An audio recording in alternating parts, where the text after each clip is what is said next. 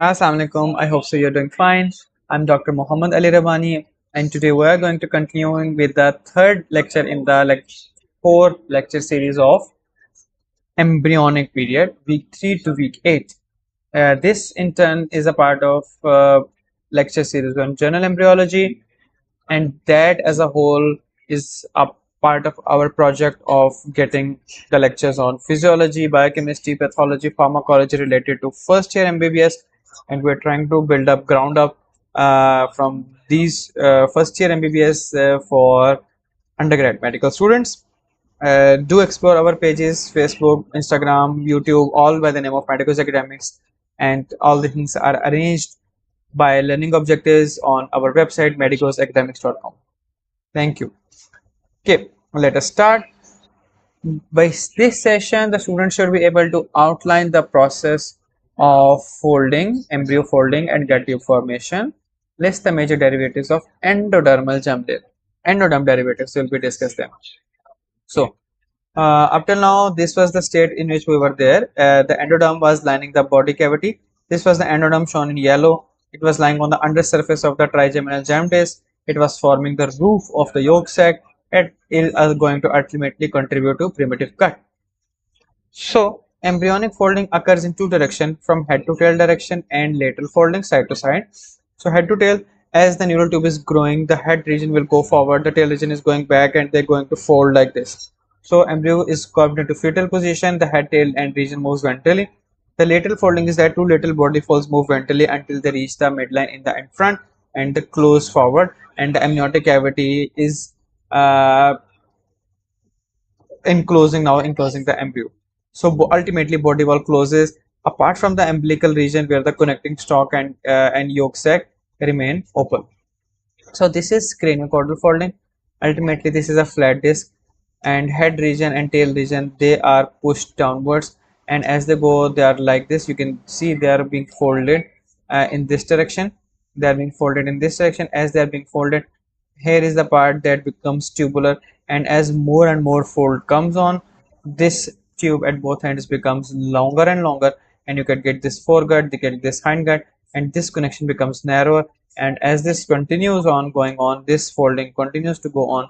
Ultimately, as it goes on, you get a very long foregut, you get hindgut, you get midgut, and you get a this connection from the your gut to the yolk sac, and this is called the Wittline duct or yolk sac duct.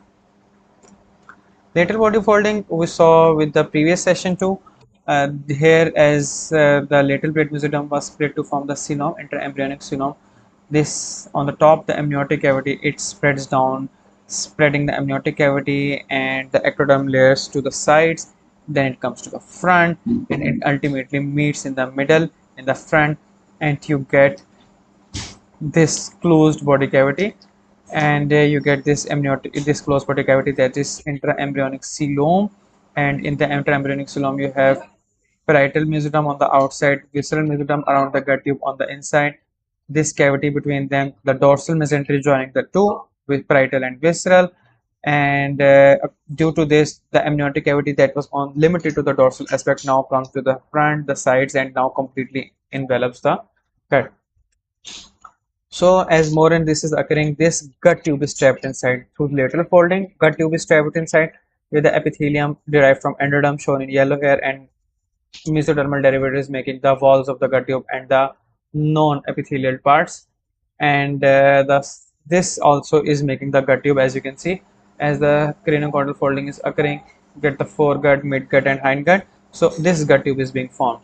So gut tube is formed, endoderm is incorporated into it. We will see it further in the topics of gastrointestinal tract, that it will have further divisions: the foregut, the midgut, the hindgut. And this is a cranial end. This starts from the part of the stomodium. This is the line, this is the part where the oropharyngeal membrane was there. And as you can see, from pharynx onwards the lining will be endodermal, and the oral cavity part, this stomodium, this is the part where the lining will be ectodermal. Here the lining is ectodermal, and behind the lining is endodermal in origin. Now this was the oropharyngeal membrane, and similar situation is created here in the cloacal membrane. Behind it the lining will be endodermal in origin, and here this is the proctodium, this is the ectodermal inner region. So this is the common part. This is the cloaca where allantois meets the gut, and here is the common of this part will form the urinary tract, and ultimately this will be separated. Cloaca will be divided into two. The anterior half participating in urogenital system and the posterior half participating in the hindgut formation. Okay. So there is oropharyngeal membrane, the ectoderm, endoderm. It bounds the cranial end of foregut, separates stomodium from the pharynx, and it ultimately ruptures in fourth week, connects mouth to gut. And that is why the mouth cavity is lined by ectoderm and pharynx is lined by endoderm. Derived from the cloacal membrane is this membrane. This is bound the caudal end of the hindgut, the cloaca.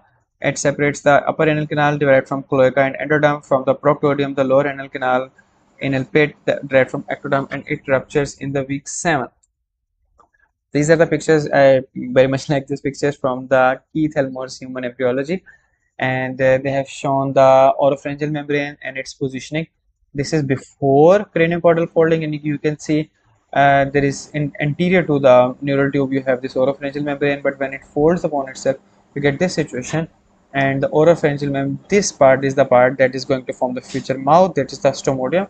As you can see, it is the ectoderm line that comes on the outside, and behind this there is the foregut formation that is being progressed, and between them the oropharyngeal membrane later ruptures.